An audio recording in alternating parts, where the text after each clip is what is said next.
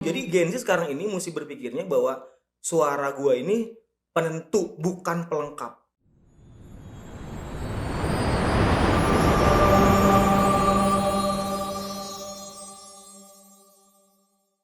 Kembali lagi di Yutalk, Uhamka Talk Podcast. Yeay.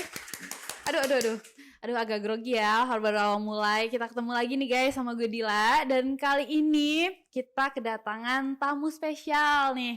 Setelah ditunggu berapa lama ya, kayaknya udah dari dulu banget deh, dari episode-episode sebelumnya, tapi baru terrealisasi. Sekarang kita kedatangan salah satu dosen UHAMKA dan juga seorang aktivis pengurus majelis dan lembaga di PW Muhammadiyah DKI Jakarta dan PD Muhammadiyah DKI Jakarta Selatan. Dan juga sebagai pembicara lepas nih dari kegiatan pemuda dan juga mahasiswa, dan juga sebagai narasumber diklat di beberapa kementerian. Ya Allah, ini siapa nih Coba kita perkenalkan diri dulu nih siapa nih Oke, Assalamualaikum warahmatullahi wabarakatuh. Waalaikumsalam. Nama saya Gilang Kumari Putra, saya dosen ilmu komunikasi FISIP UHAMKA. Iya, dari kegiatannya yang tadi guys, kan sibuk banget nih guys. Dari ada tadi pengurus ya dari lembaga Muhammadiyah, terus juga pembicara lepas dari kegiatan pemuda dan juga mahasiswa sama narasumber. Selain itu nih kegiatannya sekarang ada apa aja nih kesibukannya? Apa ya? Hobi traveling gitu Iya. ya. Traveling hemat. Enggak, jangan percaya. Traveling hemat sampai gitu lah. Hemat lah, traveling hemat itu. Pokoknya kepoin aja lah di IG-nya. Jauh mainnya guys. Ke depan. Iya, selain itu apaan ya? Dengar-dengar Dila tuh katanya juga aktif di PMM ya? Sebagai apa tuh Iya, dosen Mulu Nusantara Pertukaran Mahasiswa Merdeka yang ketiga UHAMKA. Sebelumnya juga pernah? Ya, sebelumnya PMM 1. Wah. Waktu online, sekarang kan offline kan? Oh iya, sekarang offline. Jadi kegiatannya selain juga ngajar, terus juga PMM itu kegiatannya hari apa aja tuh? Kalau Modul Nusantara itu kita kegiatannya Sabtu atau Minggu. Sabtu atau Minggu? Iya, karena kan Senin sampai Jumat mereka kuliah kan. Wah, berarti juga nggak ada libur dong? Semua tanggal hitam. Wah, Ya? berarti yang masuk nih juga banyak nih. Insya Allah. Bentar lagi kebeli sesuatu lah. Iya. Tapi guys, Gilang ini tuh merupakan salah satu dosen favorit aku. Tapi nggak aku aja sih kayaknya. Beberapa teman-teman dari FISIP UHAMKA juga menurut kita ya, Gilang itu adalah dosen yang sangat dekat dengan Gen Z. Karena obrolannya kalau di kelas tuh santai kalau menurut kita ya. Jadi masih mirip Gen Z ya? Iya, masih mirip Gen Z. Tapi yang kita nggak tahu ya, boleh dilihat aja. Tapi Gilang ini awet muda. Kayak mungkin awet tua justru kali ini. Enggak. Gilang nih mukanya masih fresh gitu. Tapi sekarang lagi suasana politik nih, mau pemilu nih. Gen Z ini kan jadi sasaran empuk nih bagi para politisi partai gitu. Kira-kira sih kenapa sih Gen Z itu jadi sasaran buat orang-orang politik gitu, partai, untuk mengambil suara-suara dari Gen Z gitu? Jadi menarik ya pertanyaan Dila nih terkait dengan Gen Z ya. Menarik karena jumlahnya banyak. Iya. Jadi kalau berdasarkan data KPU itu kan jumlah daftar pemilih tetap itu kan sekitar ada 204.807.222 pemilih. Wah, banyak. Itu jumlah semuanya ya. Jumlah semuanya. Jumlah Gen Z itu ya. Gen Z itu kan yang lahir di atas tahun 95 sampai 2000-an ya. Itu jumlahnya berdasarkan data KPU ya. Gen Z itu jumlahnya 46.800.000 sekian. Banyak ya. Banyak sekali. Dan itu kalau digabung dengan generasi milenial ya, itu dengan generasi milenial itu yang jumlahnya itu kalau di total itu ada 113 juta pemilih. Wow, banyak. Kalau persentasinya itu kan ada sekitar 56,45%. Jadi lebih dari separuh. Iya, lebih dari separuh. Ya, makanya menjadi apa ya? Target ya. Sasaran empuk target ya. Iya, betul, sasaran empuk untuk dijadikan sebagai apalagi pemilih pemula ya, pemula yang hari ini sudah 17 tahun, 5 tahun lalu belum. Iya. Nah, kayak gitu kan. Mereka sekarang mereka first ya. Apa sih itu pemilih pemula. Baru. Betul. Karena jumlahnya banyak jadi sasaran empuk tuh dia. Iya, tapi kenapa sih suara dari berarti suara dari anak muda, Gen Z, milenial ini jadi penentu karena persentasenya itu lebih banyak ya, melebihi separuh. Benar. Tapi yang pernah Dila baca nih, katanya sekarang tuh Gen Z atau milenial, anak-anak muda sekarang tuh kurang berpartisipasi nih, kurang tertarik lah dalam masalah pemilu ini. Tapi kenapa ya? Tapi kalau Dila sekarang sih udah tertarik ya, tapi kira-kira itu kenapa? Kalau Dila itu kenapa nggak tertarik coba? Kalau Gen Z itu kenapa sih nggak tertarik? Dulu sih banyak loh jumlahnya kalau digabung dengan generasi milenial 56% lebih. Iya, lebih dari separuh lah gitu ya, ya besar gitu. Dulu sih ya, guys, mungkin teman-teman yang lain juga ngerasain nih. Dulu sih juga nggak tertarik mungkin karena pengemasannya ya, karena kayak ya udah politik tuh kayak ya mereka kita jadi nggak ada untungnya. Sekarang mungkin karena sekarang itu udah ada media, sosial media di TikTok, jadi pengemasannya itu udah lucu nih ya, mulai dari beberapa partai nih ya, yang nggak perlu kita sebut ya.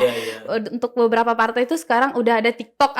Nah Gen Z itu guys, milenial atau Gen Z atau anak muda lah, itu kan suka sekarang ngelihat ada tagline lucu, apalah gitu, terus juga sebutin ya? Enggak, pengen nyebut tapi gimana ya gitu. Nah sekarang tuh menurut Dila udah mulai tertarik ya, tapi jarang juga ada beberapa teman-teman Dila tuh yang bilang apa sih, ya udah satu suara dari kita ya udah, kan akhirnya nanti mereka aja gitu, walaupun sekarang mereka berkuar-kuar nih, ini gagasan, ini program-program kita, ya menurut kita Gen Z ya toh sampai sekarang masalah lapangan kerja belum teratasi mungkin karena itu sih cuman kalau dia sekarang masih tertarik. Tapi menurut pandangan kan deket nih sama Gen Z, sering nih ngobrol chit-chat lah sama Gen Z, kira-kira menurut kenapa deh? Mungkin tema-tema yang dihadirkan partai-partai politik itu secara keseluruhan tidak terlalu menarik untuk Gen Z. Mungkin ya.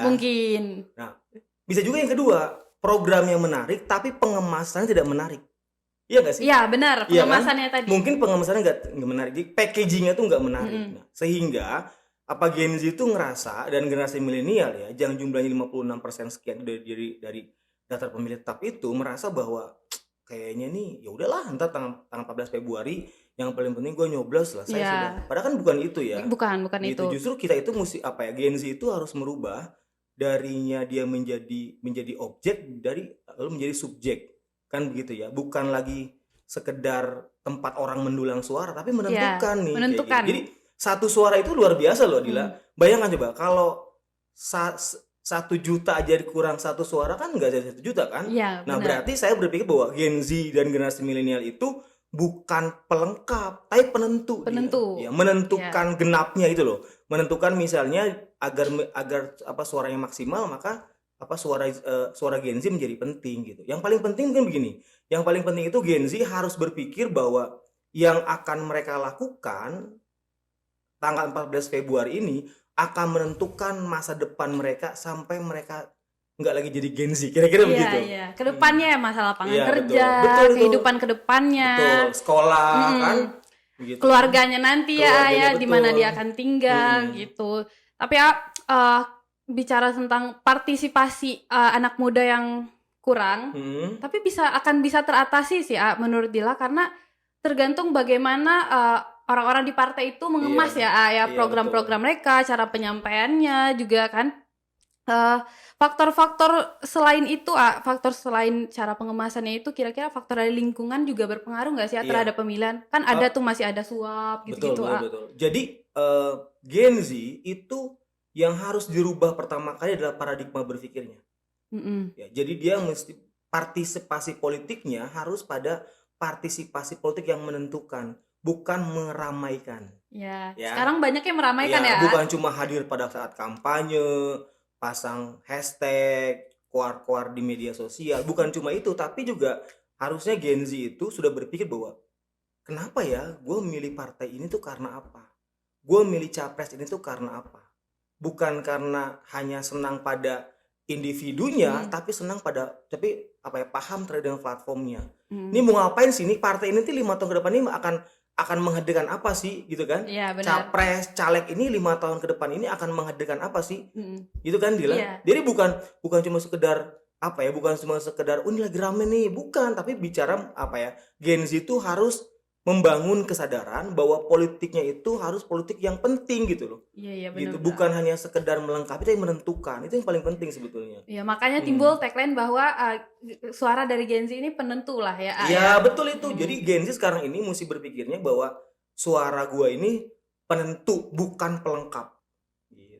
Keren kan tuh? Keren Loh kalau misalnya coba bayangkan semua Gen Z dan generasi milenial yang total 56% itu lu apa ya, punya tagline bahwa suara kami ini suara penentu, bukan suara pelengkap. Bukan sekedar tagline itu aja ya, penentu, tapi emang benar-benar suara dari kita sebagai anak muda dan Gen Z itu ada sebuah penentu untuk kita ke depannya, Ya, untuk betul, kehidupan betul. kita ke depannya gitu. Betul banget begitu. Tapi ya ngomong-ngomong soal Gen Z, tapi Gen Z yang berpolitik, kira-kira menurut AA seorang pemimpin yang seperti apa sih dari partai yang seperti apa gitu, dari program yang seperti apa sih yang harus dipilih gitu oleh Gen Z itu selain mungkin tagline hampir sebut, selain tagline lucunya guys gitu. Ini jangan tepi-tepi jurang ini aduh takut. Ya kira-kira tuh yang seperti apa sih yang layak, yang menurut AA yang harus dipilih itu tuh yang seperti apa? Yang pertama, Gen Z harus bisa menginventarisir mana kebutuhan dan mana keinginannya. Ya. Kalau dia sudah tahu mana kebutuhannya, maka dia tinggal lihat partai politik mana, capres mana, cawapres mana, caleg mana yang bisa menghadirkan kebutuhan-kebutuhan itu. Gitu kan? Iya benar. Ya kan? Kita kan kalau di pasar kan banyak banget tuh tukang makanan, tukang jualan, tapi kita tahu kan yang kita butuhin tuh yang mana. Iya nggak sih, Dir? Prioritasnya gitu. Iya betul. Jadi justru apa ya, Gen Z itu harus tahu dia bisa membedakan mana kebutuhan, mana keinginan. Ya, kalau dia sudah tahu mana kebutuhan ya, maka yang paling mudah adalah dia tinggal cari mana partai-partai politik, mana caleg, mana capres cawapres yang bisa memenuhi kebutuhan Gen Z. Bukan cuma hari ini loh, Dila, tapi 2, 3, 4, 5 tahun yang akan datang. Gitu. Kalau dia sudah bisa menginventarisir kebutuhannya dan dia sudah tahu nih partai politik mana yang bisa memenuhi kebutuhannya, itu kan udah luar biasa tuh. Berarti kan apa ya, pemilih Gen Z ini akan jadi pemilih-pemilih yang cerdas kan, bukan pemilih-pemilih yang cuma sekedar partisan ikut-ikutan gitu kan. Nah, tapi dia sudah tahu nih bahwa ya kenapa gue milih partai ini, ada argumentasinya gitu. Ada argumentasi bahwa oh ya gue milih partai ini tuh karena partai ini tuh ya bukan hanya menjual mimpi tapi punya peluang memenuhi semua kebutuhan Gen Z. Kayak gitu. Tapi nggak hanya Gen Z ya, pasti ya seluruh. Tapi utamanya karena kita ngebahas Gen Z ya Gen Z gitu. Cuman kalau menurut Dilan ya, sekarang kan banyak nih anak muda yang ikut berpolitik, nyalek. Itu menurut gimana? Mungkin kan kata di beberapa komentar ada yang bilang gini kalau ini kan dulu nggak sekolahnya di hukum, bukan di politik lah, terus tiba-tiba kok nyalek cuma gara-gara ada duitnya atau apa gitu. Ini juga ya pendapat lah gitu ya. Kan banyak nih sekarang heboh banget. Ada juga yang katanya belum cukup waktunya gitu, udah terjun di mana gitu. Sebetulnya kan begini, selama dia diizinkan oleh undang-undang nggak jadi masalah. Selama misalnya undang-undang yang membolehkan bahwa Gen Z ini nyalek gitu ya dengan ya tentu kan orang kan butuh belajar ya. Ada juga belajarnya mungkin sambil jalan gitu ya. Ada belajarnya mungkin teman-teman yang itu belajarnya dari awal sampai akhir. Tapi juga ada misalnya ketika terjun baru belajar. Yang pertama itu Dila. Yang pertama, selama undang-undangnya tidak melarang, maka nggak jadi masalah. Berarti aman kan? Pertama aman. Nah, yang kedua tentu saja Gen Z ini agar tidak dicap sebagai orang yang ikut-ikutan, juga mesti bicara soal kualitas dirinya. Ya, minimal dia paham lah ketika jadi anggota dewan tuh tugasnya apa. Jadi dia tahu lah dia tuh kualitas dirinya juga kayak gimana dong. gitu kan? ya. Kita kan sanggup atau enggak? Kita kan sering bilang begini kan bahwa sesuatu itu kan mesti diserahkan kepada ahlinya kan. Kalau tidak tunggu kehancurannya kan begitu kira-kira. Kan itu kan guidance agama kan kayak gitu ya. Tapi juga yang harus dipahami adalah bahwa agama memberikan guidance kepada kita agar kita tuh mempersiapkan diri gitu loh. Kita juga harus siap gitu. Kualitasnya juga mesti disiapkan gitu. Bahwa bukan cuma sekedar tadi ya, bukan cuma ikut-ikutan, bukan cuma karena kita merasa punya modal baik itu modal sosial maupun modal finansial, tapi kualitas diri Gen Z yang ikut pada konsentrasi politik itu juga mesti mempersiapkan. Kan keren ya ketika misalnya ada Gen Z terus dia ketika dia ngomong tuh daging semua gitu. Kan keren ya kayak gitu ya. Keren. Gitu karena emang dia secara pengalaman mungkin belum terlalu banyak, tapi dia punya semangat belajar yang tinggi sehingga ketika ditanya nyambung gitu loh. Dil, sehingga nyambung, dia paham dia cocok gitu. lah gitu bicara ini. Iya, seperti misalnya ada yang lagi sama Dila. Dil, ketika nanti Dila jadi anggota dewan, Dila mau ngapain? Itu kan pertanyaan yang dasar banget kan. Ketika ditanya, iya saya kan mewakili Anda. Iya ngapain gitu? Ngapain kita apa programnya? Iya kan apa dong programnya apa? Lu tuh ketika lu nanti punya hak interplas, punya hak budget ya kan? Punya hak legislasi, ya kan? Itu mau ngapain gitu? Iya, mau ngapain ke depannya? Apa programnya? Iya, itu kan perlu diyakinkan kan? Kan nggak bisa misalnya ketika misalnya Adila nyalek terus kita nanya, ntar setelah jadi anggota dewan mau ngapain? Ya saya kan mewakili Bapak Ibu. Iya ngapain gitu kan? Nah itulah sebetulnya harusnya Gen Z ketika dia memutuskan untuk terjun ke dunia politik, dia harus tahu betul dia mau ngapain. Intinya gitu, harus tahu betul nih mau ngapain ke depannya, mau berbuat apa lah ya. Jangan asal ikut-ikutan doang. Betul gitu kan. Jadi sebenarnya berpolitik itu nggak melulu karena ada modal dong, Iya. Ya, itu iya juga, cuman kayak tapi modal yang paling penting bagi Gen Z itu adalah apa? Ini dong. Gagasan. Iya, gagasan. Ya, dia punya gagasan apa nih? Kan kalau jadi sales marketing kan kita mesti kasih tahu kan bahwa kenapa kita perlu belinya air mineralnya merek ini, bukan merek yang itu kan. Pasti kan ada argumentasi bahwa ini karena ada alasannya. Iya, betul ada alasannya. Harusnya Gen Z juga kayak gitu. Ketika Gen Z terlibat dalam politik praktis, Gen Z harus punya modal gagasan yang cukup. Boleh bagus-bagus berlebih kan, harus punya modal gagasan yang cukup. Jadi ketika dia ditanya oleh konstituennya mau jadi apa setelah terpilih, dia jawabnya dengan gamblang gitu bahwa saya akan melakukan A B C D gitu. Enggak jadi jelas ya. Iya dong, harus jelas kan begitu kan. Kayak orang tuh kalau misalnya pacaran kan harus jelas ini berujungnya mau dilamar apa enggak kan gitu kan. Gitu kan harus kayak gitu dia. Iya bener. Tapi sekarang menurut Agilang proses kampanye pemilu 2024 ini gimana? Kalau menurut Dila sih seru banget, Iya. Karena sekarang tuh pengemasannya guys menarik buat Dila sebagai Gen Z ya.